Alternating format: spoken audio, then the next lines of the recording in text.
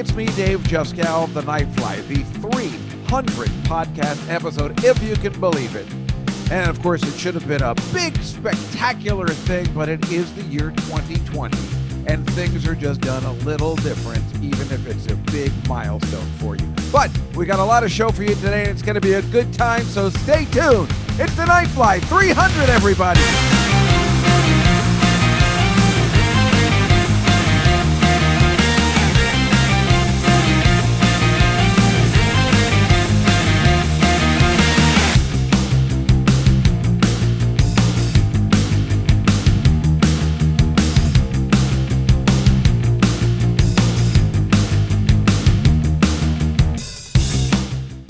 So, yes, here we are, 300 podcasts in. Can you believe it? You know, I've been trying to figure out what other people may have gotten to 300. I mean, I don't know many. I mean, I know Gilbert Gottfried's has because I was at the party, the last party you could ever have before all this happened. He had that 300th party, his 60th birthday, his wife's 50th birthday. I mean, it was a really great celebration, and the last celebration anyone ever saw before the world fell apart. So he definitely had 300, and otherwise, I really don't know that many people. I mean, maybe Mark Maron did or somebody, or Joe Rogan. Those are the big ones. None of my friends I know have had one. I mean, I think a lot of my friends were like, wait, you had 300? I didn't even know you had a podcast. But I do, and you guys like it, and we're on Patreon now, so, you know, hey, that's 299 free episodes of podcasting. I've been giving you quality content. I'm doing my Mussolini, and this is a video and audio podcast because it is our once a month thing that we bring to you. So the 300th, I didn't have anything written down because it's got to be like kind of a standalone podcast. The only thing that's bad about it is that it takes place during COVID. So of course we're going to be talking about that. It would be better to just have the 300th where you kind of tune in years from now and you're like, oh, 300, you know, oh, it's just a fun show. But no.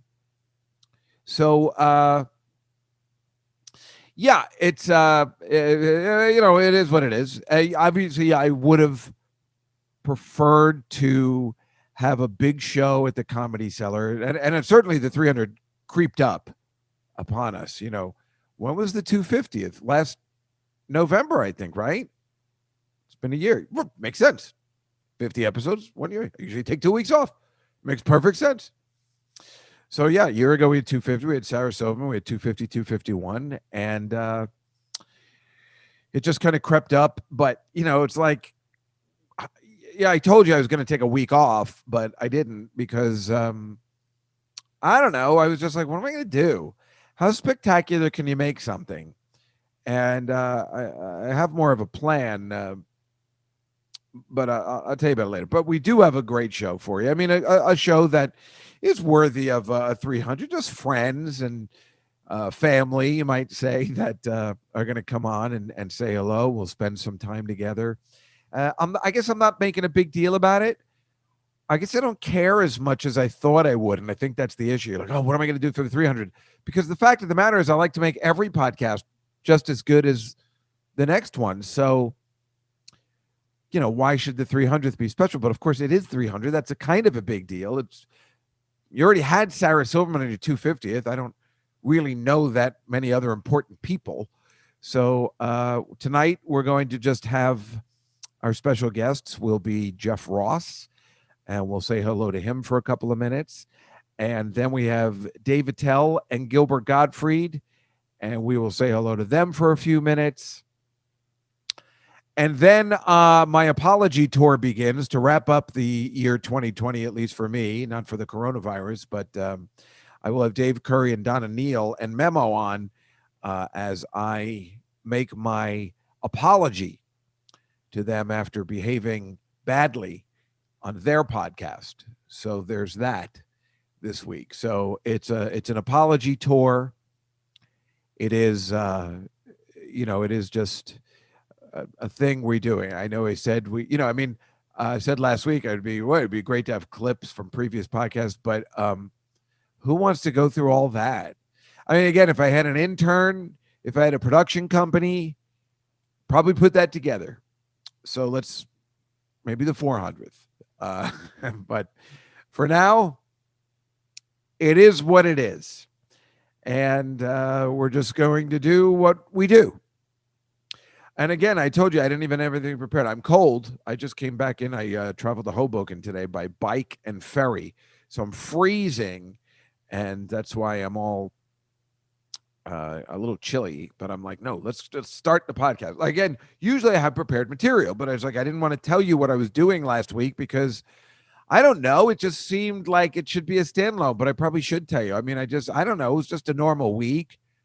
Wasn't celebrating the 300th in any particular way. I went out on Wednesday as usual, although I got really drunk.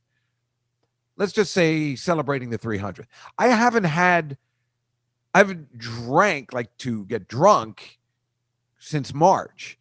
You know, I've had drinks. I don't drink at my house alone. So when I go out, I drink. I drink at the bar, just a couple of drinks. But this time I had like more beer because we went out for dinner. I went with Liz, the seller. And then they just gave us free tequila shots. And that's just always trouble. And then I walked home from there to try and walk it off, but it wasn't working. I just was drunk and had, a tough night that night. And then my cleaning lady came the next day because this is what you want to hear on the 300th. And my mother had already made plans. I usually go see her so I can give the cleaning lady some room. But fortunately, I found my friend Alina, who was the nurse that we've had on the show before. Very important nurse, working at what do you call them? What are they called? The front line folk, whatever. Anyway, she's terrific. And she was around and I got to go to a diner in Manhattan, a good diner, a nice clean diner. And it was a good time. God, I get so happy when I go to diners. My mother's always like, God, you love it here when we go on Thursdays. I've shown you the pictures on the YouTube show. And it's just really funny. Diners just make me really happy. I mean, Manhattan, it's tough because they're so pricey and they just shouldn't be pricey. But boy, it's great. I got like a Western omelet. I got some corned beef hash on the side. It was delicious. That was good. And then I walked back in the park. I walked back through the park. It was a nice day. And like today, I took the bike and I was listening to Vince Giraldi. It's Christmas time. So I was listening to Vince Giraldi, who does the Peanuts music, and walking through Hoboken. It was beautiful with the backdrop of New York City. I tried to capture it, but it wasn't even a chance. But just listening to that smooth jazz holiday kind of music, the great Vince Giraldi, as I usually play on the podcast during this time of the year, and walking through Hoboken with the skyline in the background of New York City was really terrific. And then listening it on the way, the bike back with all the Christmas. It certainly doesn't seem like New York is closed down in any way. There was plenty of Christmas merriment going on. I was by Fifth Avenue. I was by Rockefeller Center. It's just the way I get home. There seemed to be a lot of people hanging around and having merriment, which thank God, I guess. I guess they were all wearing masks. I didn't really notice this time. I wasn't looking for it. I wasn't trying to judge anybody. I just noticed there were a lot of people around. Plus, I think I need glasses, or I just shouldn't be driving in the dark. That's how now I am an old man. I should not be driving or riding a bicycle at nighttime, or I need some sort of special glasses. Something like that. I don't know. Anyway, why don't we take our first guest today and say hello to Jeffrey Ross and see what he's doing today, and then we'll come back. So why don't we take a little break? After these messages, we'll be right back with the 300th podcast. Let's say hello to Jeff Ross. The Night Fly with Dave Juskow. I already know your name. What I want to know now is if you caught them Duke-boys yet. No, it's for me to know and you to find out. Need a lot more firepower. I'm funny how? I mean funny like I'm a clown, I amuse you? Was that over the top? I can never tell. This tape will self-destruct in 5 seconds. The Night Fly. This is my 300th podcast. Wow. Yeah, so thank you for coming on today, Jeff Ross. You look good. Thank you. So do you. I like that color. This is Buddy Hackett's shirt. It is? Yeah. That's cool. What does it say on it? What does it say on it? It says God, it looks so amazing at your house. Is it bright Canyon and sunny Country out there? Club. Wait, what does it say? Canyon Country Club. It just looks so bright and sunny at your house. It just looks so nice. Because it's light outside, right? It's beautiful out here. It just looks absolutely beautiful. Jeff is in LA, and it looks amazing out there. Yeah, I'm very jealous of that. But it still gets dark there at like 5 o'clock, right? Of course. Yeah. I know. I always think we're on a different planet. I'm eating some fried chicken from Ralph's. Oh, can I see it?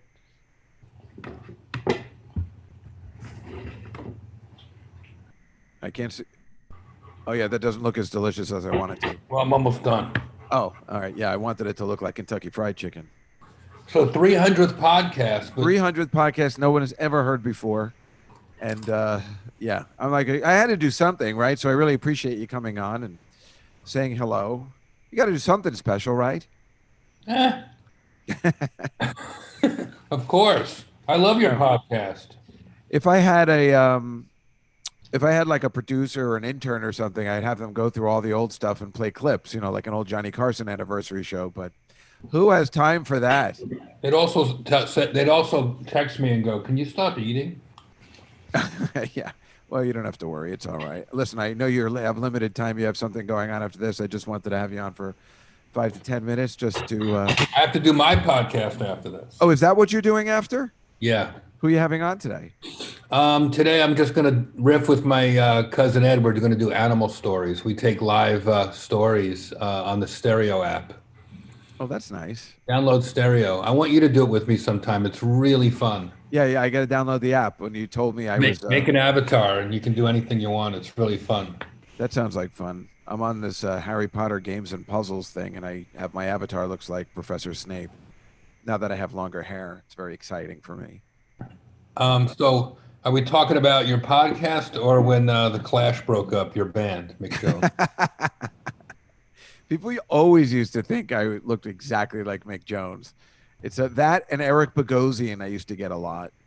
Nah. Back in the day. If anything, it's, obviously Rick Ocasek. Well, no, that's only because of the thing. But the Mick Jones I would get a lot. Yeah. I would get a lot. I love Mick Jones. Yeah, I was talking about that band about a couple months ago, I think, because he's still alive, and then they had Big Audio Dynamite and Big Audio Dynamite 2. Like, where is it? Like, how come you never hear about the Clash getting back together? Well, there's no lead singer. Oh, so Mick Jones wasn't the lead singer. He sang a lot of songs, but Joe Strummer was the lead singer and co-songwriter. And he's dead? He's dead. When did he die? He died a long time ago. A long time ago, so that's why they didn't bother getting the band back. It just seems like that would be a cash cow of getting that, just doing a couple of live gigs together, right? It is interesting. So that's a good question. Who could replace Joe Strummer? John Mayer, your pal. He seems to replace people in bands, and people seem to be really okay with it in legendary bands. So why not? I mean, this guy, your pal.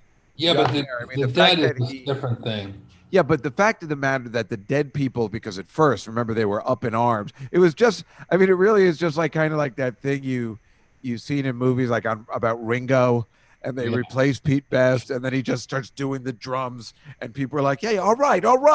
Yeah, he proved himself." And that's exactly, what happened to John. I mean, they were up in arms. Like, you can't, what, this guy, the Bodies of Wonderland guy? And now they worship him as much as, not as much, but just they have welcomed him in the band. So why can't this guy? I mean, he's obviously respectable. He can play all different kinds of music. He could probably fill in for Joe Strummer too. You figure? I don't know. I think he's like a chameleon kind of guy. Maybe you're right, but I feel like you want, for a punk rock band, I think you want somebody like more punk rock. Yeah, I suppose so, but I can't think of anybody. Nobody comes to mind. Would have to be somebody like probably lesser known. I guess the guys from Green Day could do it, or someone Oh like that. yeah, Billy Joe Armstrong. Yeah, Oh, he'd be terrific. Oh, that would be perfect. But wouldn't that be he doesn't cool? need to. That's the thing, you know. Like I It mean, would be that's not a great look for him since the Green Day's already ripping off the Clash. I suppose in a way. I mean, You know, I'm sure they that's were a joke. I love inspired. Green Day, I and love I'm Green Day is one of my favorite bands, and they're definitely inspired by the Clash for sure. sure, But it's sure. amazing how much they have staying power and how good they are and how good their music still is. Billy Joe Armstrong's the co. However, the play itself, Yeah. American Idiot, was awful. Oh, I never saw it. Well, you know, it's just a bunch of. This is going to sound as horrible as it sounds. It's a bunch of gay guys singing Green Day songs, and it was not working for me.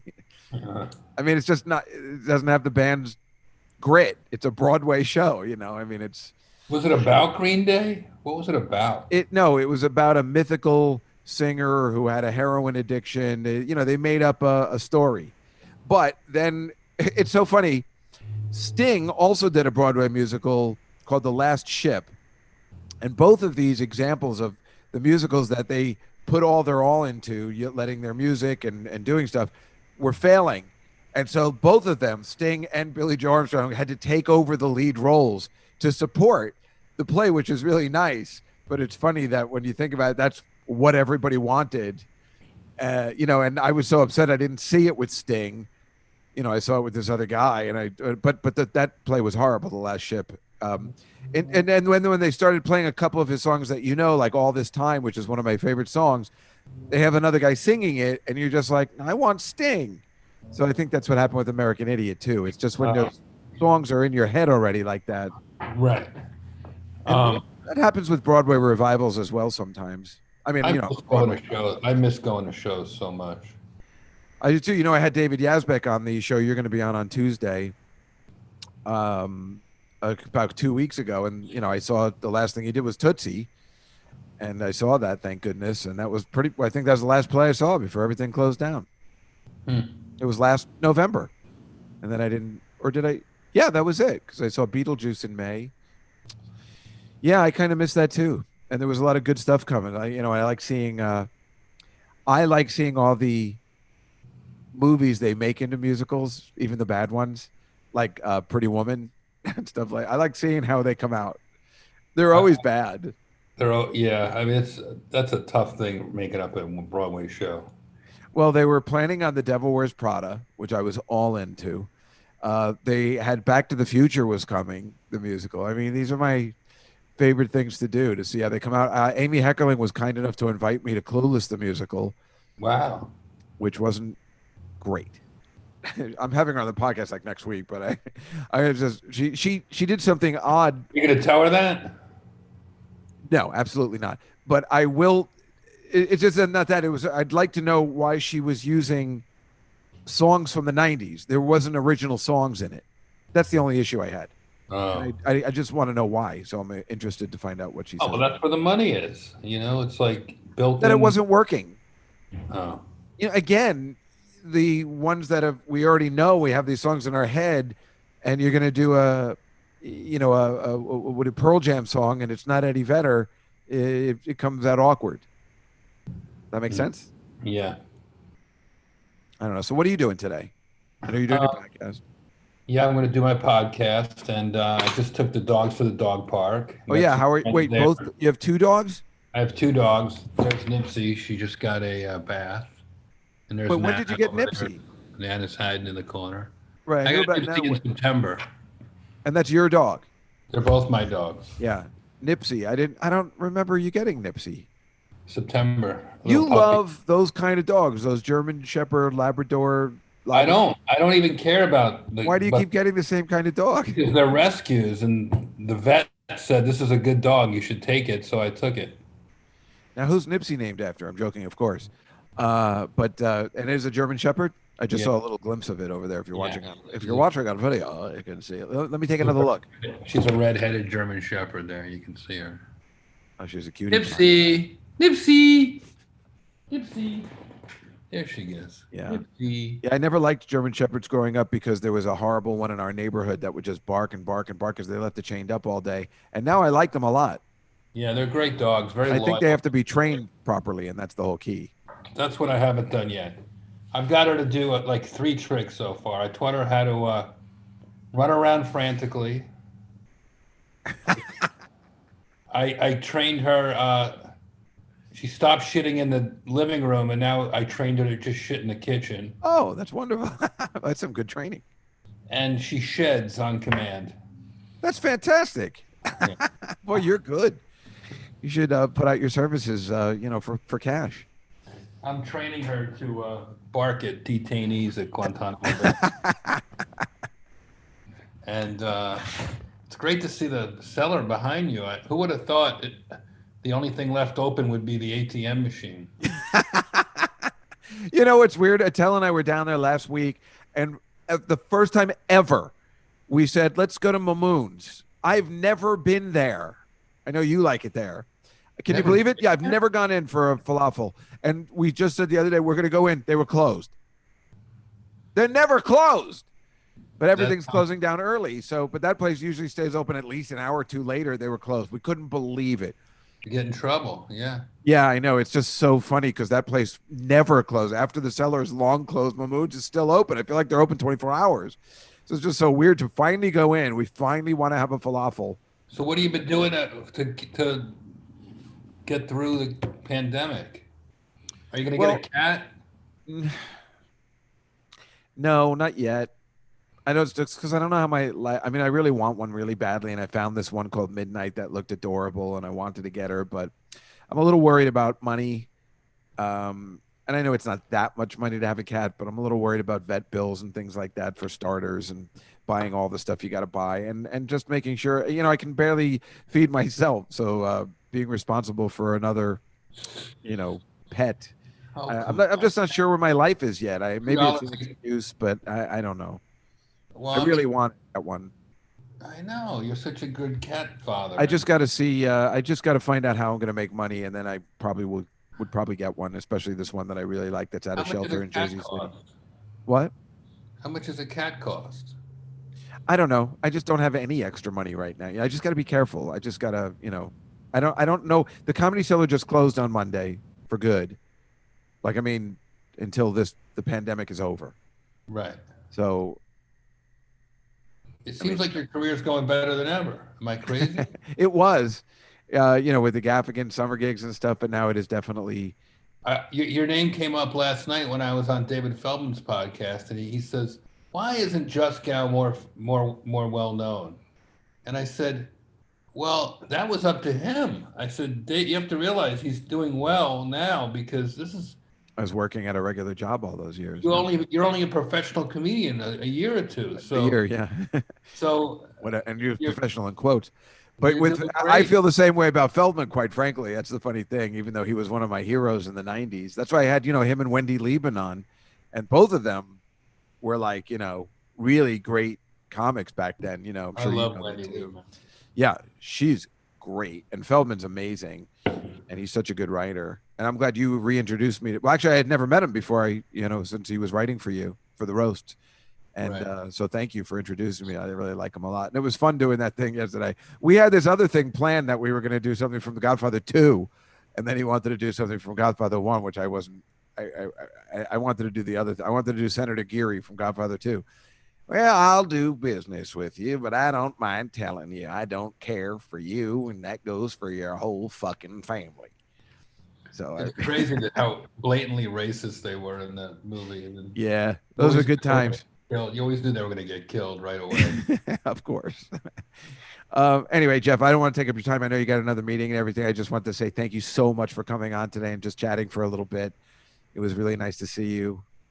And Dave, I'll see you again. But I'm doing your podcast next week, or the Cellar show on YouTube. On Tuesday. Today, when this comes out on Tuesday, so yes, this Tuesday. Live?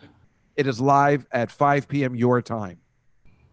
Congrats on 300 episodes. That's amazing. Thank you so much. I really appreciate it. And just thanks a lot. Thanks for your friendship over the years and everything that you've done for me. And it's, I love being your friend. Lots of love, Juskow. Right back at you. Dave Juskow starring on The Nightfly. Prepare to be dazzled. What year is this? What year do you think it is? The only thing we have to fear is fear itself. Days all night, play all day. Right, okay, people, you have to tell me these things, all right? I've been frozen for 30 years, okay? Throw me a frickin' bone here. My children, this is the most crucial and serious time of all history. The Night Fly with Dave Juskow. Well, you know that people really respect your show when they're eating, when they come on the podcast. I don't know. I mean, it's funny when Jeff does it for some reason, because but yeah, I obviously I've been having trouble with, whatever. Not about Jeff, but somebody. I don't want to get into. I don't want to get any trouble. I'm already working on an apology with Dave and Donna, which I'll bring up in a second. But yeah, let's just have happy times today. And Jeff is so funny, and his house doesn't it look so?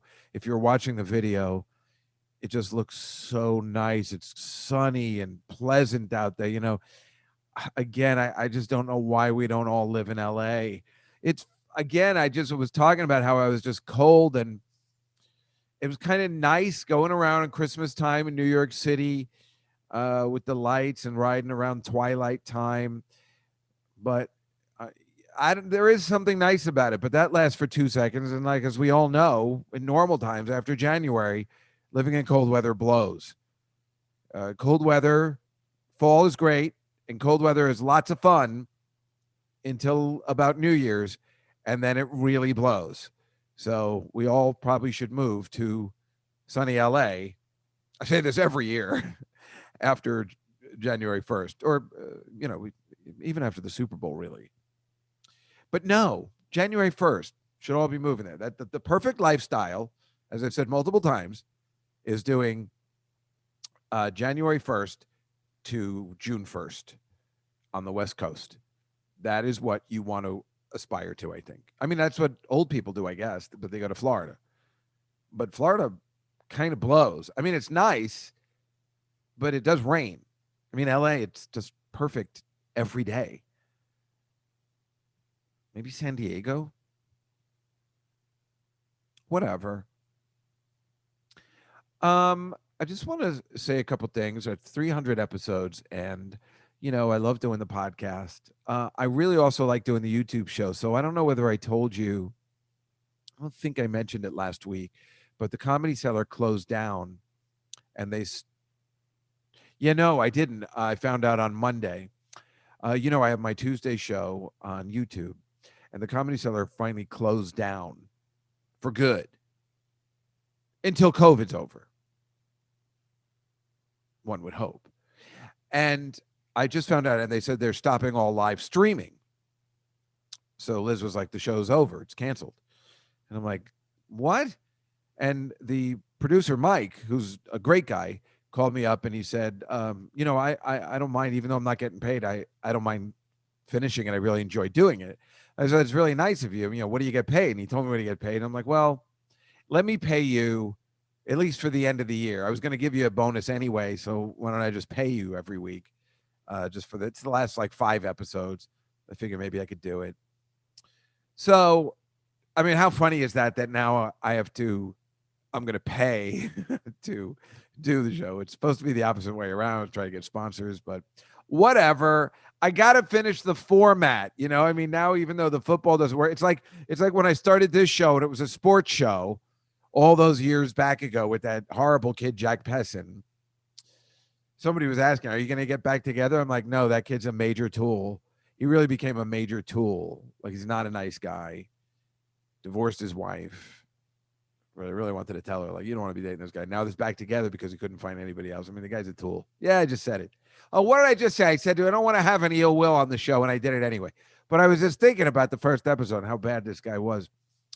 Anyway, so remember, it started out as a sports show, and then I didn't want to talk about sports anymore, and it just kind of phased that part out. And so now this started as a football show, but then it became like this other thing, and now the football doesn't really fit into the show. But I got to finish it out. I've got to finish what I started and make sure that we finish in the final weeks. So I don't know if I told you who is coming up, but Sam Morrell is coming on, Jessica Curson, Scott Ackerman. I don't know if you know him. He directed Between Two Ferns. David Wayne, the director of Wet Hot American Summer, and Paul Rudd. That's these are people that are all coming on the YouTube Tuesday show. Well, that would have been a good 300 episode of the podcast, but they're all coming on the Tuesday show. Now, I talked to Noam, the owner, and I said, I'd like to continue to do, not the football show, but I'd like to do a talk show, like every week, a Comedy Cellar talk show. And he said, that would be great because it'll be helpful for us. And I said, all right, great. Because that's what I was assuming. Why wouldn't you want to have some form of online presence when your club is closed? So that will be happening starting in January, I suppose, right away. Maybe the second Tuesday in January. I guess I'll keep it on Tuesdays. Maybe I'll make it at 7 o'clock instead of 8, just in case things go back to normal. The comics may be able to work at 7 o'clock and have a 9 o'clock spot, and probably just do a half hour, because an hour of online content is tough. So that is the plan. But 300 episodes. I'm sorry, I just keep going back to it. Well, the thing is behind me, so I can't stop looking at it. I just keep thinking, the hell have I been talking about all that time? Oh, we've had some really good guests, but it was like not like I was just like, oh, we got to bring this guy back. I can't even remember. The only person I really wanted to bring back was Adam Schlesinger, and I'd have to bring him back from the dead. So really, he'd be the only person I'd want to. I mean, I definitely would have had him on this show as a guest to be like, hey, 300, maybe you could play a song. God, I really think he's the one I liked having on the most. Not to impute on my, I'm thinking of the line from Titanic, not to impute on your work, sir. Oh, no offense. Why do I know that line? Billy Zane says it to Leonardo DiCaprio. What the hell's the matter with me? Oh, come on. That's why you love the show. But, I did put out a feeler to Robbie Rist to be on the show, and he didn't get back to me. I mean, that would have, pretty much if I had Robbie Rist on this show, I guess this would have been the final show. There'd be no reason to continue the podcast. That would be the end. But I do know for a fact that I do have Amy Heckerling coming up, and I guess it'll be our monthly podcast in January. I was trying to decide whether to put it out this week, but it is happening, and that's a big news, big announcement on the big 300th. I was thinking about making her the 300th, which is the most obvious thing to do. But then I was talking to Memo, and he was like, no, the 300th is like a wrap up of you're doing apologizing, and you're having your friends you like having the most on the show. And I think that's the 300th. And again, this should have been a show at the Comedy Cellar and a big extravaganza night with all my friends and the comics, and having people on and having like a set and chairs, even if it was done on a Saturday afternoon. I mean, I think that's how we did the 100th at Tommy Bahama's. We did the 200th at the Comedy Cellar. We did the 250th in Sarah's hotel room, which is hilarious. And the 300th just at my house, just with some awesome guests. Because really, you just can't put the party together I probably would have liked to have done and prepared. And this time of the year, I mean, this would have been a great New York City party, 300 podcasts. Everybody would have come out. It would have been great, but I'm not upset by it. I don't really care. I really just want the 300. The 300th is like, what's a good example? I just want it to go away. It's like Passover. I just wanted to, come on, let's just get that over with already. I don't know. I just want it to come and go. I guess I wanted to make a big deal, but it's not a big deal. It's just a regular podcast, but you have to acknowledge it. How can you not acknowledge it? So fortunately, I do have good friends that are coming on to acknowledge the greatness. I mean, the really commitment and time effort of doing 300 podcasts. It's 6 years in the making. I think over 6 years. That's a lot of work and time to put in. But like, I don't make any money out of it. Well, now we make a couple of bucks, and thank you very much for your Patreon donations and support. And I'm sending out those tote bags. But I like doing it. I like talking to you guys, and I like putting it out. I mean, what if I didn't want to do it? How would we have 300 episodes? I just enjoy the kind of the psychological part of the show, the getting out, like talking things out, whether it's just to you or to some of my guests, and just talking about nonsense and having a good time and laughing. So actually, why don't we, I think what I'm going to do now is cut to Dave Curry and Donna Neal. Now, if you don't know who they are, as you know, Memo Salazar and I made a movie about the Cars, the band, which we talk about all the time in the podcast, called Turbocharge. Anybody who listens to the podcast knows about Turbocharge. And as you can see from the reviews on Amazon, it's a 5-star movie. It's the exact opposite. But of course, it's hilarious to have such bad reviews. But Dave Curry and Donna Neal were the champions when we made this movie 10 years ago of getting it, putting on Amazon Prime so you guys could see it. So anybody that wanted to see a train wreck or whatever, or have a good time for an hour, could see it and pay $1.99 or whatever we charge for it.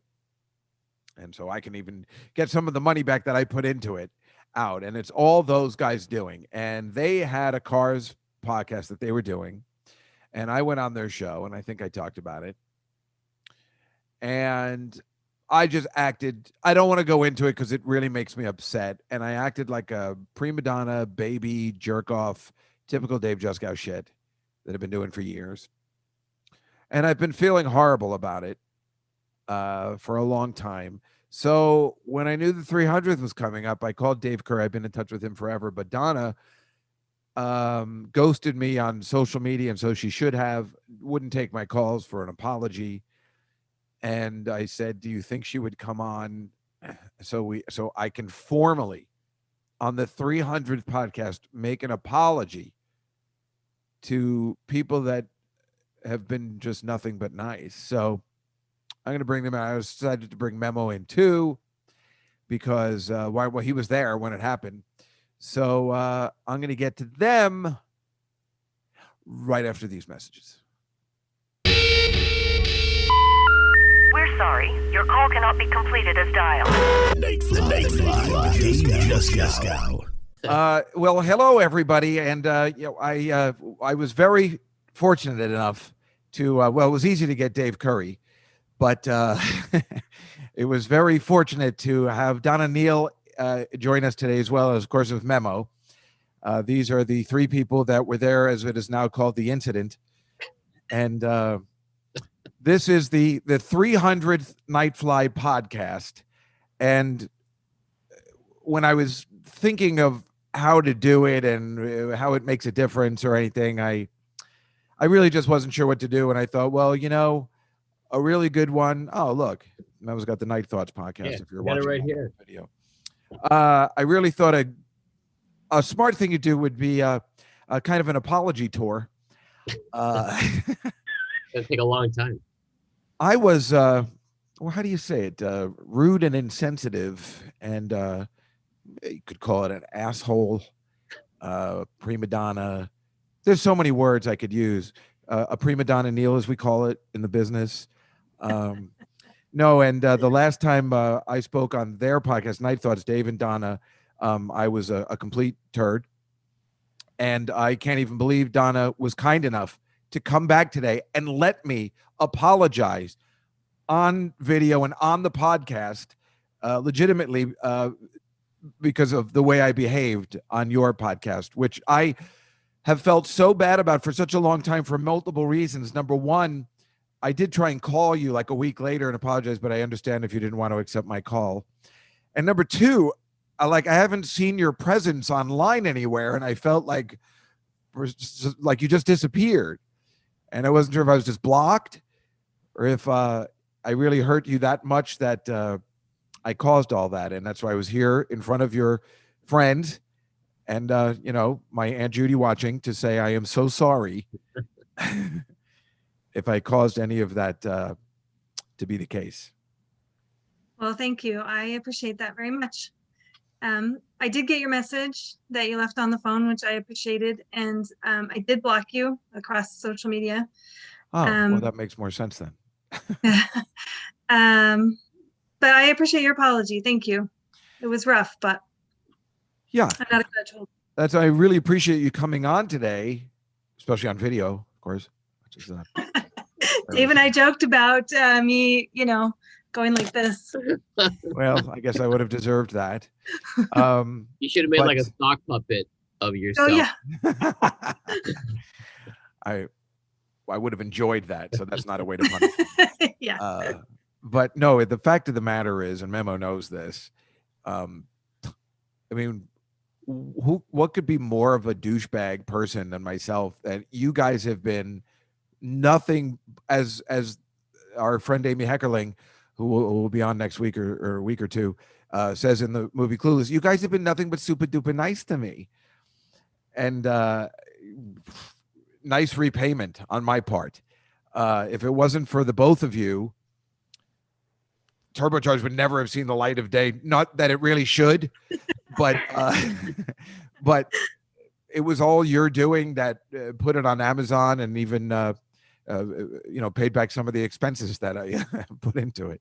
But it's a real miracle. And I mean, Dave, what you've done, with the shirts and all that kind of stuff, it made sense to have a 300 podcast of people that found out about the podcast and then, tried to make it better. It would come on and I just want to tell you how much you've meant to me and the podcast, even though I'm this way. And I apologize.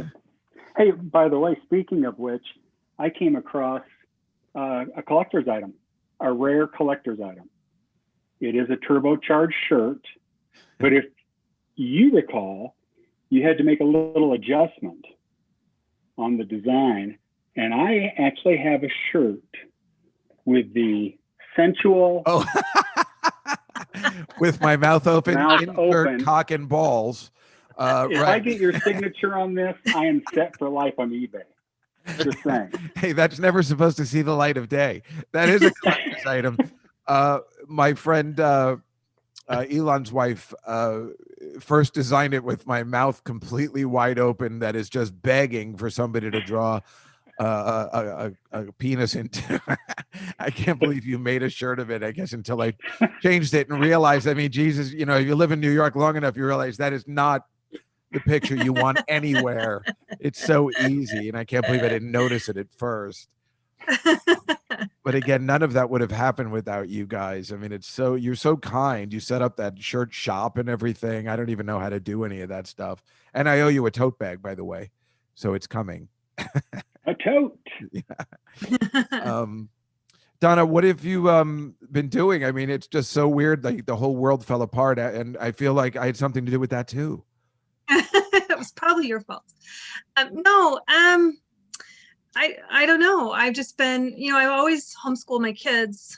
So look at you. Everybody's probably making fun of you for years. And now you turn out to be the hero. Right. Yeah. I'm the one that knows how to do it. Yeah. So that just continued as normal. My husband is in the grocery business. So his stress level has been really high. You had everything prepared for a pandemic. Now I thought maybe you had something to do with it. We'll be fine. My husband's in the grocery business. I don't know how to homeschool. In fact, I'm surprised you and David are friends since he's a teacher and doesn't care for homeschooling. Now he does, but I'm saying, yeah, he he's goes right to on an that one, actual Don. school. I'm not big on homeschooling, but yeah, I know you're doing it right. The thing about David Curry and I is, in spite of our differences, we can still get along and be nice to each other. Well, you're both very kind people, as of course, as you know, Memo is, and I'm actually lucky that Memo remains friends with me. Dave, we love that movie. You know we love that movie. Well, that's because so you guys are insane. Obviously, anybody that homeschools. Oh no, you can't say that anymore. Anyway, no, isn't that? I'm sorry, that's just so funny. We know. My sister and I probably talked about like 3 people that homeschool their kids, and it's not just us. Everybody was like, they homeschool their kids, you know, right. Right. And now, really, it's like, well, let's talk to Donna. She knows how to homeschool her kids. She'll tell us what to do. That's right. Yeah, it's the straight life has just completely turned upside down. I mean, what are the odds that you're probably yelling at David? Oh, listen, homeschooling is the way to go. And David, of course, is a teacher at an actual school, and he's just like, no, that is not how you do it. And then he's calling you for advice. So what do you think we should do? I mean, it's amazing, right? Now, Memo, you don't have to homeschool your kid, right? She's going to school, or like once a week, or no, she's been at home the whole time, but actually she's going to start next week because it was like a window of opportunity. They said you can try. She's going to be going 2 days a week. Why would they start just before Christmas break? That doesn't make any sense. No, the whole thing's been a mess. New York City's been a mess. But she's just going stir. I mean, she's been here since March, and she's just like, she's she'll zoom in and she'll see the kids that do go, and she's so jealous because they're like doing fun things in the class, even though they're all distant from each other. They're at least. Well, they're probably only doing fun things in the class to make the other kids who are at home feel jealous on purpose, so they get them in the classrooms. How rude. That is a form of torture, I believe, I think. But yeah. It's all on Mayor de Blasio's head.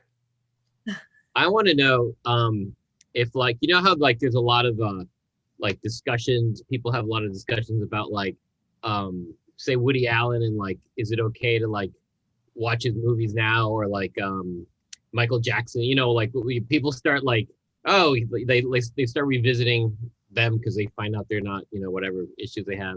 Did you guys have similar discussions about Turbocharge? And whether it was okay to still enjoy it after? Go ahead, Dave. Not at all. Not at all. I know it was probably a little tense on the podcast page for a while. But as far as the movie, no. I'm always promoting it. I love it. The Christmas movie. Yeah, that's true. It is a holiday movie. You're right. It's in my queue. Yeah. We'd be promoting it more if we didn't see those reviews on Amazon. But as long as I don't notice those. Dave, those reviews on Amazon, as cruel as you can feel that they are are hilarious. Yeah, they are hilarious. From people who have a stick up their butt and don't understand what comedy is.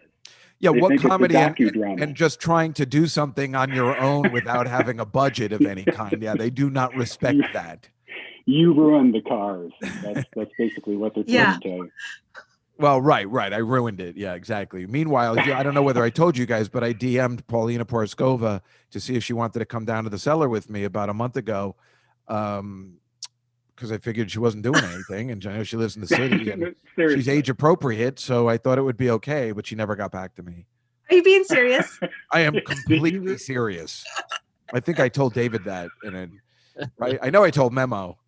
Yeah, I absolutely did that. I have the DM. I don't know whether she's seen it, but I tried.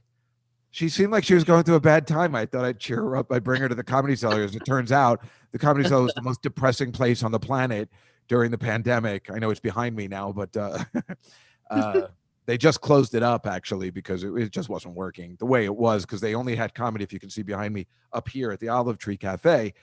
So you can only allow about six people in, and you know, nobody got paid because it wasn't like a real performance. It was just, and you're in this like stripper bubble. You know, it wasn't great. So they just got to wait until it opens because it's the best. You can see it down. You see how right behind me, you can go downstairs, and that's where the action actually usually happens. So that street is usually bustling. Did I use that word right? Yeah. Who are it almost looks like the Gestapo is sort of next to the lamppost back there, or like, see the guys, people in black? Like kind of just watching. It looks like they're wearing a motorcycle helmet, so it does look the old World War II. Yeah. Right. But I promise you, there's no Gestapo down there. It's a free-for-all. It's horrible. I don't know why. I found out, actually, I asked, why don't they block off the street so they could expand the dining area? Why couldn't the mayor just block off the street? It's really easy to get around. And the cops specifically said it would be a party nightmare that we couldn't handle. That's the exact reason they don't block it off for cars. It's a tiny street, and it would be perfect, but it would be a block party every night. Yeah. So apparently they don't care for that during COVID. But anyway, guys, I just wanted to apologize. I know David and I have been talking, but Donna, my behavior was, well, David's probably used to it because he's used to dealing with children. So he's like, I was going to say, the way you two did the apology and then accepted the apology, that's exactly what I teach at school. You both did great. Should we all do belly breathing now? Is that part of? Is that a thing? Yeah. For Go lay on our little. It's important. Go lay on a mat. Donna, I also want to say how you look terrific. I know you were worried about that last time. So your hair looks really good.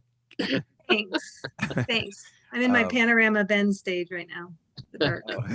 Nice. But yeah, guys, anyway, I'm so sorry. And thank you so much for being so wonderful for me and my podcast and for Memo and being good friends. And I'm sorry I didn't return the favor. You love what you do, Dave. Yeah. You're forgiven. All's forgiven. Thank you. Wait, how many more? Shut up, Memo. I want to know the list. How many more people on the list you have to go through? Oh, well, I got about 7 other things I got to do today. Wow. I already apologized to Memo on a podcast, so I figured I was good for that. For another Yeah, I don't know if you ever. He got mad at me too, and he was like, even me. So I'm not impervious to that. So. I'm mad at Rachel right now. I'm having Rachel on. I'm gonna have to talk to her too. When I was thinking about, I'm sorry. When I was thinking about if I was gonna come on, or not, and I was just going through kind of back and forth in my head. One of the things in your favor was that I had listened to the episode where you two worked out a conflict that you had, and I was just like, and I remember talking to you about this on the phone, David. That David Juskow, when you and I ended up talking on the phone, and I wrote the article about you, and I had said to you, I was so impressed with how you guys were able to work through your feelings. It was just sort of this big, like, obviously you care about relationships. I do. Enough. This has been bothering me a long time. That I heard appreciate hearing it's that. It's weird. Thank it doesn't go away. I know I probably look like that kind of person. It's like, he doesn't give a shit, but it weighs on me forever.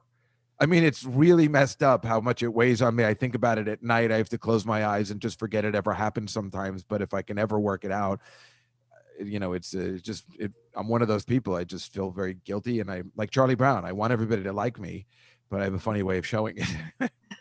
Well, I really appreciate that. So yeah, that was one of the things I was thinking is I know, because yeah, you're exactly right. Part of me was just like, he doesn't care. Who am I to him? He'd known me for 5 minutes. What does he care? No, I absolutely did care. And then I remembered you talking with Memo and working things out. Well, I remember why I apologized to Memo because I listened to the Alan Alda podcast, and he had said that this classic episode of MASH was erased, and I was like, well, if Alan Alda can forgive, I guess I can forgive Memo. I mean, remember, that's what it came down to. It was that stupid MASH. It was that podcast. Like, well, if Alan Alda can do it. What's the matter with me? Anyway, guys, thank you so much for coming. I didn't want to take up your time today, especially David. I know he's working, and Memo too. Donna, I have no idea what you do during the pandemic, but I really do appreciate. I know it's 3 hours earlier there too. I really appreciate you guys coming on more than. Well, anything. thanks for having us, and congratulations on 300 episodes. It's Thank pretty you. great. Sure. 300 episodes of a podcast nobody's ever heard of except for these 4 people here. When Dave and I get there, we'll have you back on. Oh, that's I would exciting. like that very much. And I whatever format you wanted, whatever you ever want, I'm all in now. So if you need a place to stay, you stay here. Yeah. Right, Memo? That's like a huge thing for me, right? That's I never let anybody stay. Yeah, that's it. You're Whatever in. you need, I am now forever in your debt. So Oh, well, great. You Thank guys you. are, David too, quite frankly, because you've just been such a doll. I mean, as gay as that sounds, you've been so kind. I mean, so kind. You're such a nice Dave's the person. best, I'm glad that we got to meet you. Yeah, We're glad we met you too. Good to see you guys again. It's nice. Yeah, it's nice to see you guys. All right, I'll see everybody later. All right, take care. Bye, Thanks, everybody. Dave. This just in. Allow me to introduce myself. My name is Mud. The Nightfly with Dave Juskow. Well, there's such nice people, Memo too. So I'm glad I did that. And you got to do what you got to do, and it was an important thing. And those guys are so kind, and they're so they're such good friends of the Nightfly podcast, let alone what they did for Turbocharge, that I thought it was very important to bring them in on the 300th. They've been nothing but really great friends, and I treat them like a bag of shit. That is what I do. I like to make up with people. I don't know what my problem is. I'm trying to work it out. I'd like to say I'm trying to work it out, but I've been this way since, elementary school, really. So I guess it's never going to be what it is, and I just have to hope that my friends seem to get it and hope they'll always forgive me. I would like to talk about for a second. They just announced today, when I'm taping this on a Saturday. They just announced today that they're releasing Wonder Woman 84, The Matrix 4, a new version of Dune for some reason, on HBO Max. So and movie theaters. I don't know who's going to movie theaters, but they're saying, this is the end of movie theaters. You know what I say? Good. I don't care for movie theaters. I never go to the movies. Now, I think I'd like to go to the movies. I never have anybody to go to the movie theater with. So that's an issue. And when I was starting to go lately and finding people to go, I was kind of enjoying it. But before this virus even started, I was not enjoying it. And I think I've told you, even when I went to see Star Wars 8 by myself, I was very upset at the situation. People coughing, people rapping, people eating, people talking, people bringing kids. It was a horrible experience.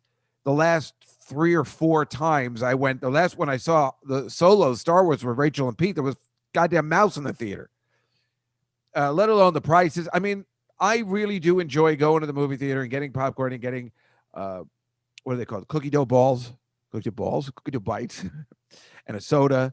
I think it's fun to have the experience for a long time, because I think my dad would never do that. I didn't do that, and I wasn't enjoying the experience of going to the movie theater. But with all the coming attractions that go about 20 minutes long, and then, just all the nonsense. And then remember that the last one when I saw the Mr. Rogers and the food and the waiter service, what? Not necessary. I feel you guys ran yourself out of business anyway, like a taxi cab.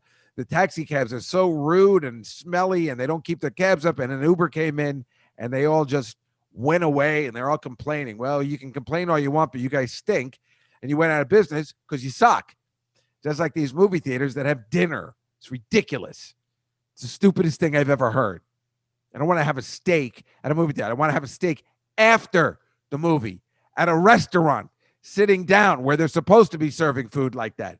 Movies, I'm not being an old man. Movies are made for snacks, not a full meal. It's ridiculous. Let alone, seriously, all the people that cough and sneeze at a theater before the coronavirus. I didn't want to be in a movie theater anyway. So the fact that movie screens in your house are huge, it's just like, who cares? You can have surround sound. I mean, I don't have that set up in my house, but my brother-in-law does. My sister does. They have it set up. So like watching a movie at your home is just like watching in the movie theater. And a lot of people have just home movie theaters anyway. Is it fun watching certain movies with people? Yes. But what have I been in? 2? I mean, maybe watching a comedy is a lot of fun in a theater. When everybody's laughing, that's kind of fun maybe. But I can get over that. I mean, what's a really great comedy that you really want to see in the theater? And then a lot of times you miss some of the lines. But as far as anything else, who cares? I mean, unless you're, if you're talking about the spectacle and the big screen of it, then I guess I didn't really care that much for 3D. I didn't care for what's the other one? The other big one that's annoying. It's too loud. That's where I'm an old man. I can't handle it.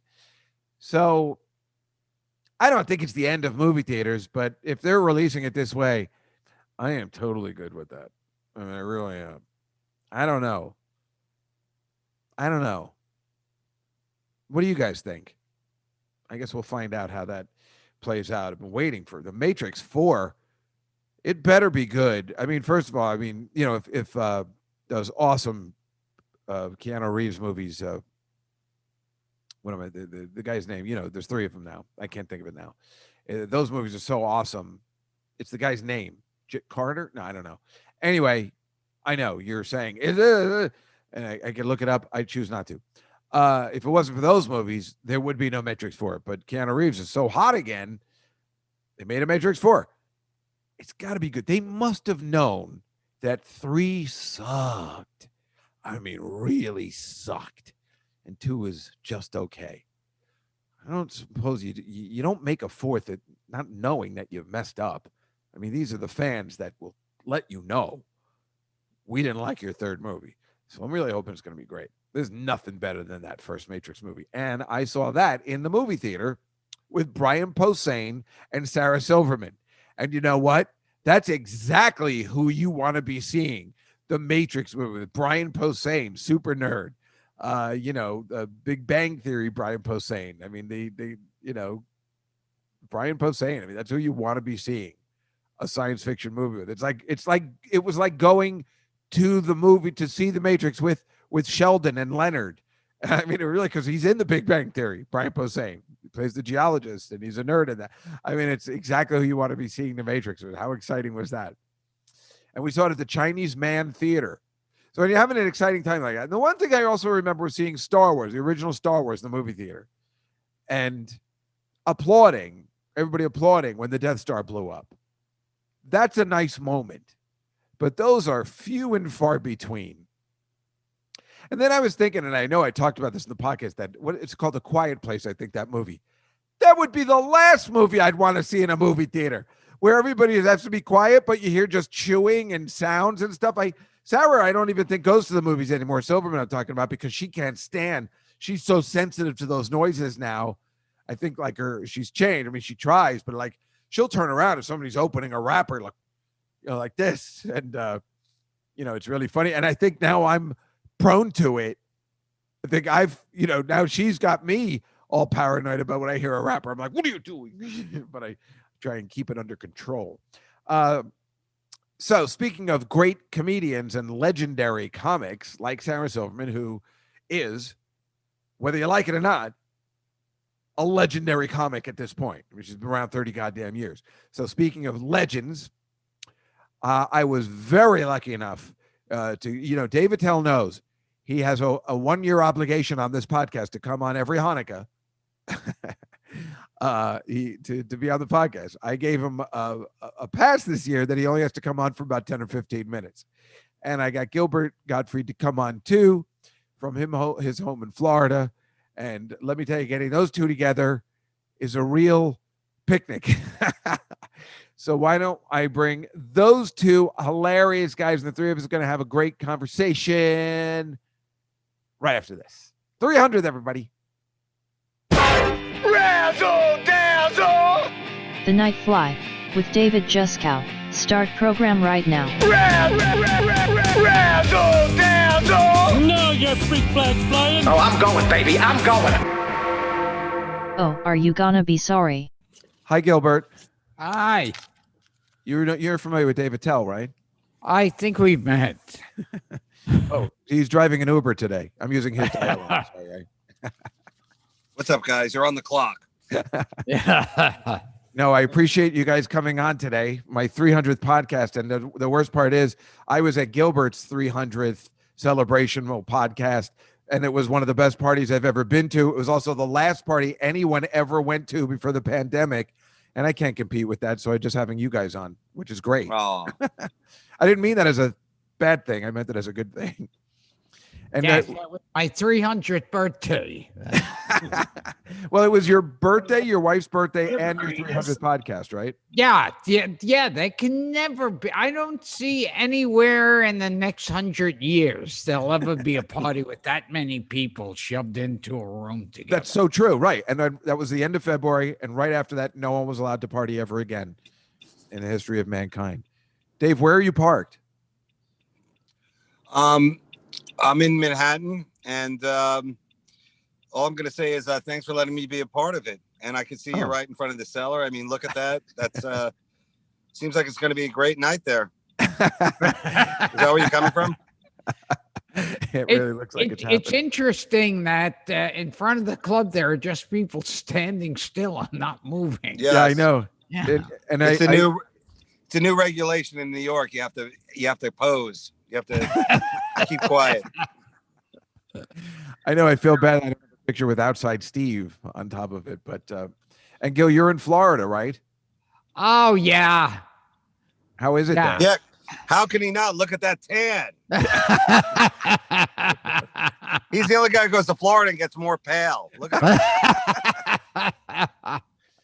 Well, your wife told me the incident with the coffee a couple of weeks ago that you actually walk a mile to go get coffee and. Well, it's free.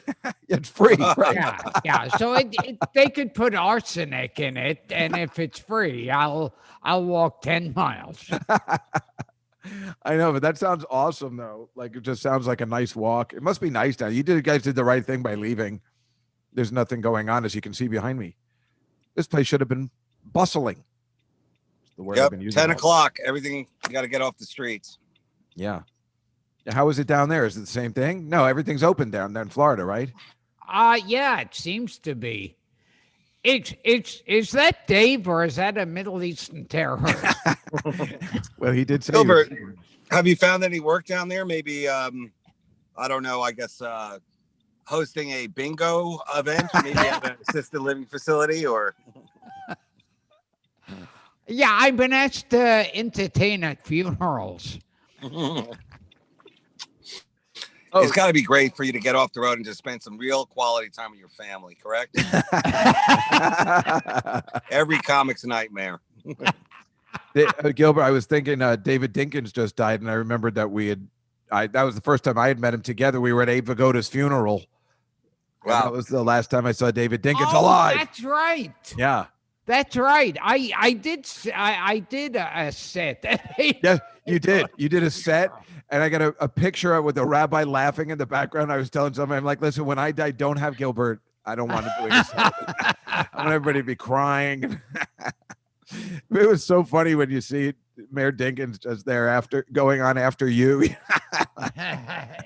and to be the one to say, Mr. Mayor, you'll be following Gilbert Gottfried. That's what you always dream of as a comic, right? I remember, Attell, you told me a long time ago you performed for like a senator, and you were like a long time ago, and you're like, senator.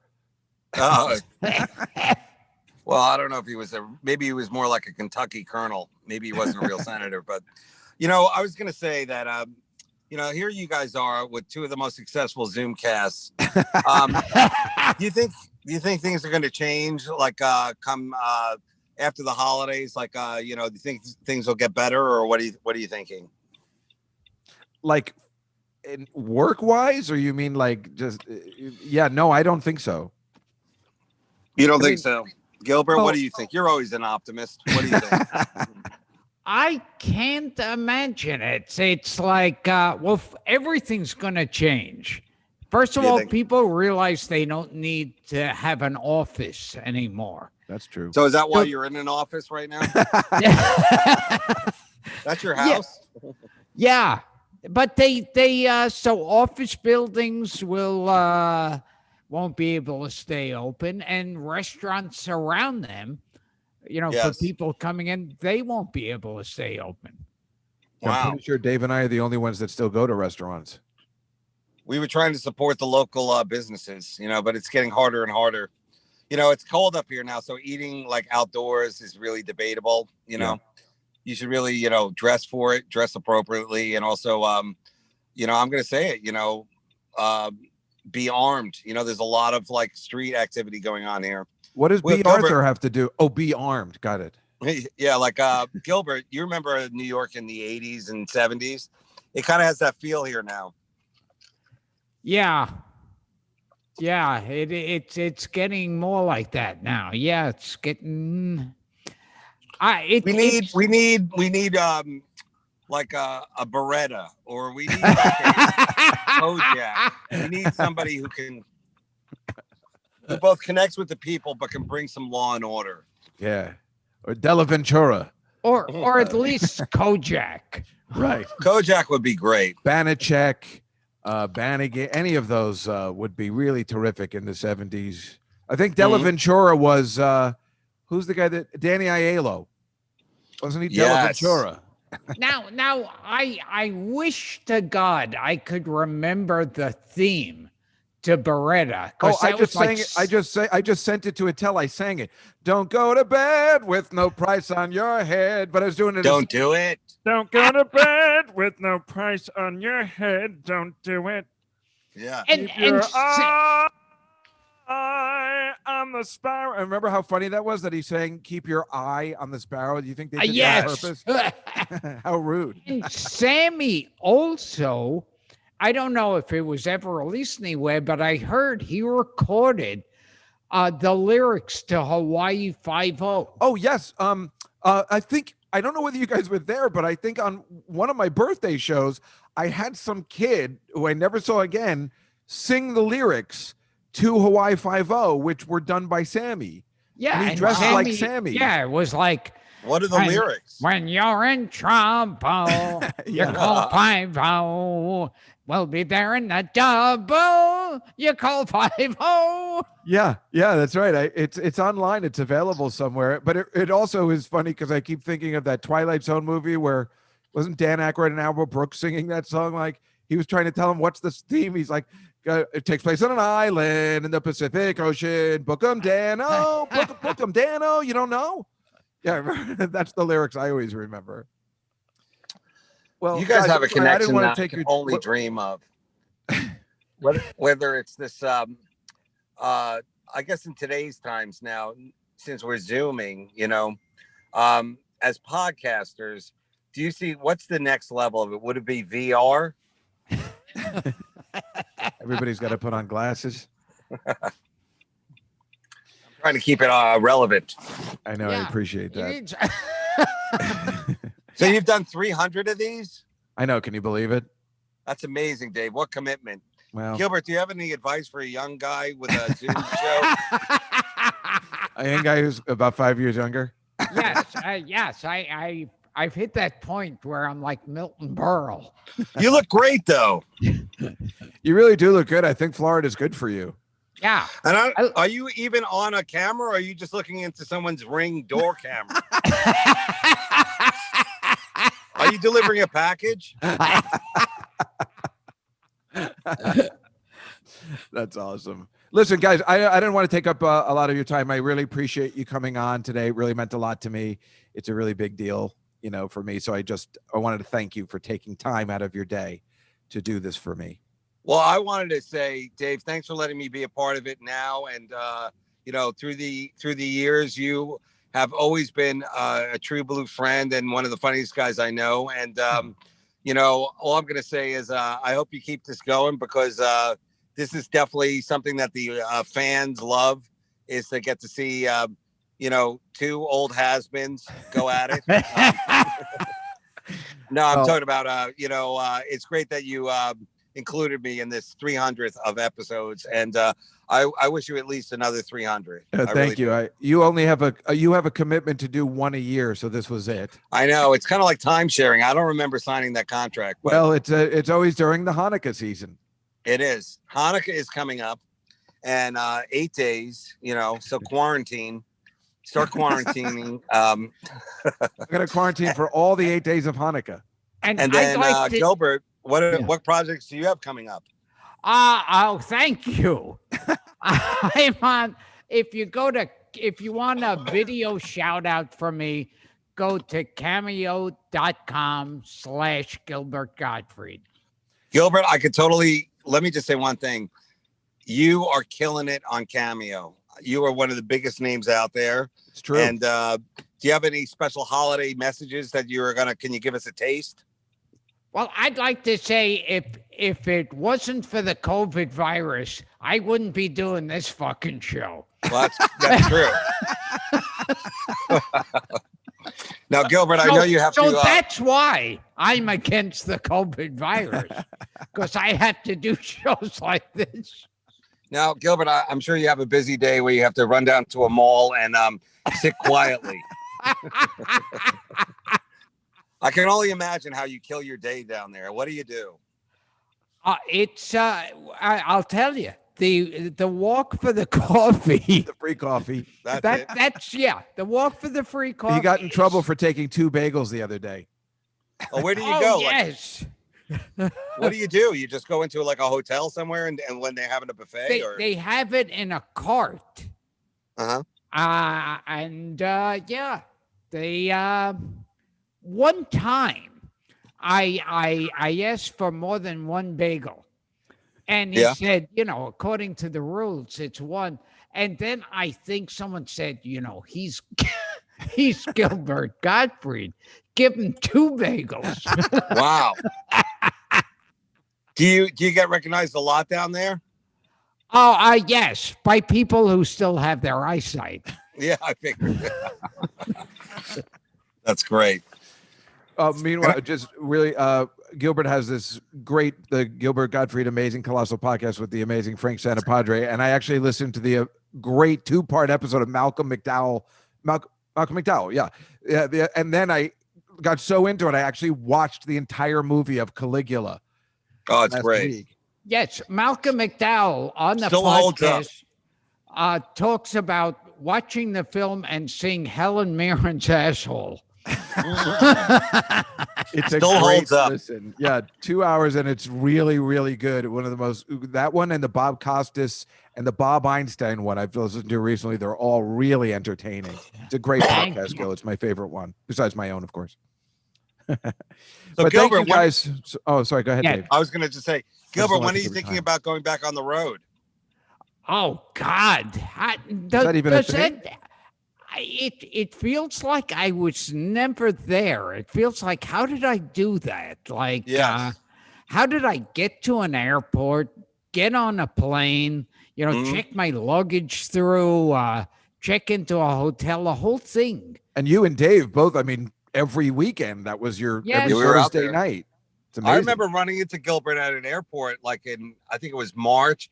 He just got off a plane from Wuhan, China. And he couldn't talk because he had a bag full of bats. He had to And on that note, well, Gilbert, thank you guys so much for being on tonight. I didn't want to take up your time, so I really Dave, all the best. Thanks again for letting us be a part of it. Thank you, Gil. Thank you. The Nightfly. What an imbecile.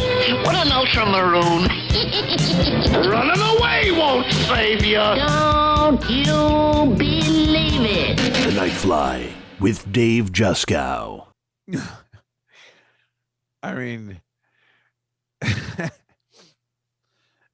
Those guys are so funny together.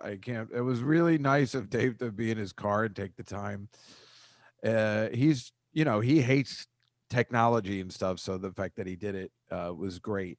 By the way, I will be sending out the bonus features soon. If you are on the Maggie level of Patreon, I will be sending out the bonus features. They're stupid. They are stupid, but I tried a little experiment this week. I'll get better at it, where me, Gilbert, and Dave are watching 2 Love Boat opening credits together and laughing and then discussing it for 2 seconds.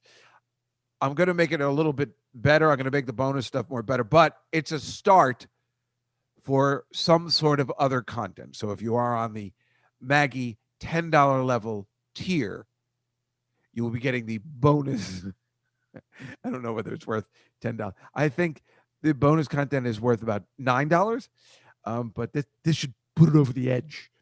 This really run as the bonus content.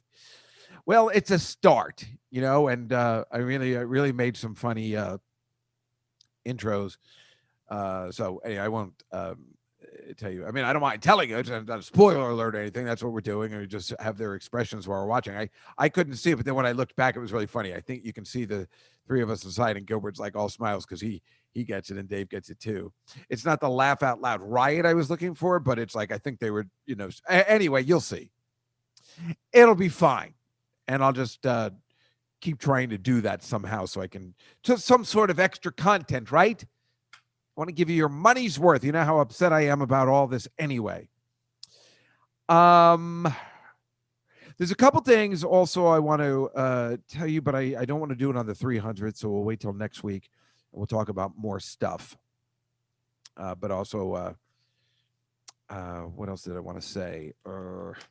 I really wasn't, can you believe it? I wasn't really prepared. I was just like, I wasn't writing stuff down as normal. Like, no, it's the 300 that's different. It's not, it's got to be, but who was I kidding? I should have just done it the way I normally did it and then just had to guess. I don't know. I got all confused. It's a very confusing time, obviously, and it's just really hard to concentrate. It's very hard to focus. And I know you guys are probably going through the exact same thing. I mean, what's Christmas going to be like this year? I mean, I'm already sad and lonely on Christmas Eve anyway. I wonder if that's going to be a thing. I don't know. I know I'm supposed to go out to, I'm supposed to have potato latkes twice. I know next week we're going to Rhoda's. And it's my sister's anniversary, and we were supposed to do stuff. I'm making sweet and sour meatballs so I could contribute. And I got to go over to my mother's house early and peel all the potatoes. So when I get there, Beth doesn't get angry that I don't contribute. So we have the rotato. I'll take footage. This time I will take footage, and I will show it on one of these video podcasts. Although that would probably be in February. So, but anyway, whatever the case, and I'll definitely show it on the YouTube show. Yeah, I'll show it on the YouTube show. And you'll see the rotato in all its glory. So that's something. Boy, that's some special content you're really putting out, Dave. Oh, you're welcome, everybody. Jeez, I can't believe you don't have a sponsor for your show. And then I think I'm going to go over to my friend Alina's. I like to light candles with everybody all year, but it's weird. Like, I like to bring my menorah over people's houses and light candles with them.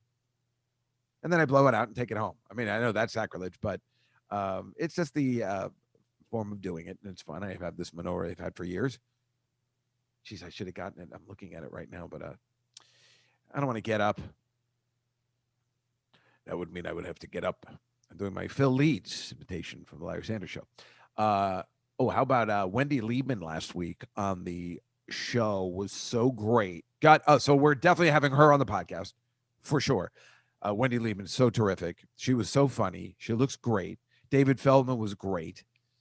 I liked last week's show. If you saw it, the Comedy Cellar YouTube, Wendy, Dave Feldman, Nick Griffin. I thought that was the best show we've done in a long time.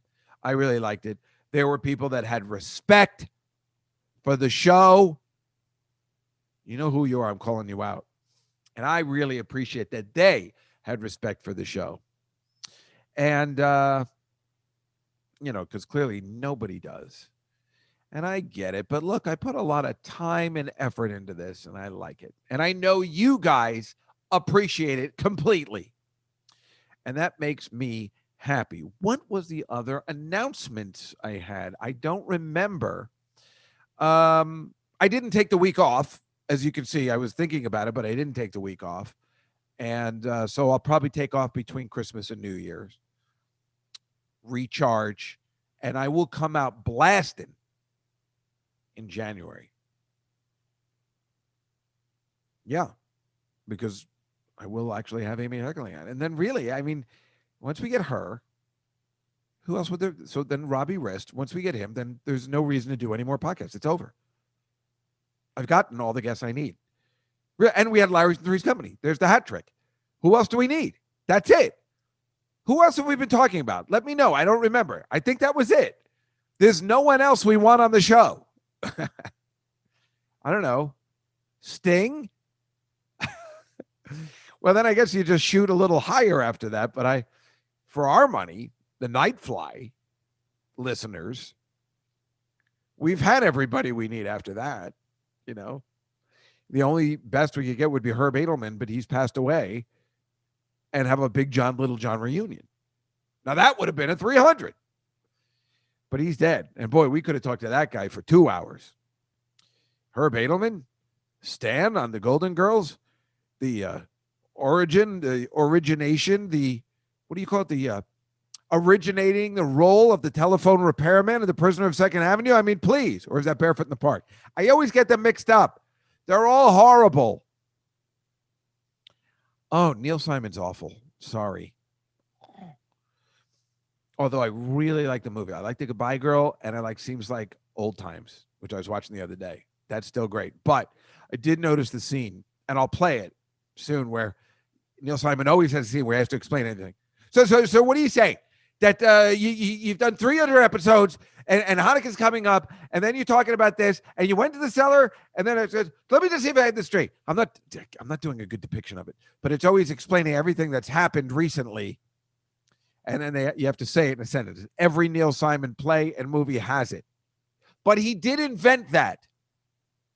So that's saying something. If you invented something and it's yours, it's different.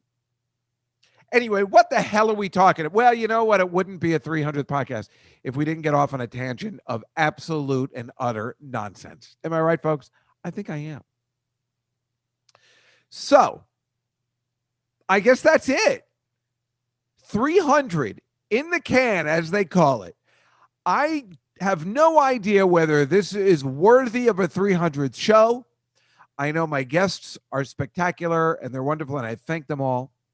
But most of all, I have to sit here and say thank you, my podcast faithful listeners who have really been with me through so much shit. We've done 300. I mean, you've seen me at my joyfulness, my happiness, when things go well, like being on Crashing, and when things go bad, like my cat dying, or a friend dying, or losing my job and being suicidal. I mean, you guys have run the gamut with me as we take this little journey together. And I really appreciate it a lot. And thank you so much for your Patreon support and your support over the years, even when things are bad. Like when my cat died, you guys reached out and said, I'm so sorry. I know how that is. And that's wonderful. And the same thing happened after I was talking about my friend Trish. And I cannot tell you how much it means to me when you DM with stuff like that, or when you really like something. It's really special. And I really appreciate over these 6 years and 300 goddamn episodes. And I promise to just keep the good stuff coming the best I can, the best that Dave Juskow in his limited capacity and limited brain capacity can bring me. I guess, okay, that's the other one. We got to get Donald Fagen. That's it. That's the new one. Donald Fagen is the only person that makes the most sense. And then we'll finish the podcast. No, you know I don't want to finish. But we have to keep saying with it. Donald Fagen, who I took the album cover and the name of the show, The Nightfly, on. And it'd be funny if we get in touch with him. He's like, you can't use that name. Or that'd be, well, that's hilarious too. But yeah, I'm going to try and get him on. He's my next white whale, as you say. But anyway, folks, again, thank you so much. This has been the best time. I've had a great day. I'm really enjoying. I'm happy today. 300 podcasts. Let's finish out this stupid 2020 and get it together. I hope everybody has such a great week. It's the holiday season, even though it's an odd holiday season, but I hope everybody is happy and safe and well, and I hope you have a great rest of 2020, as shitty as it has been. But you always have the podcast to rely on. The Nightfly, everybody. I am Dave Juskow, and I wish you the happiest of holidays. We'll see you next time on 301. Good night, everybody.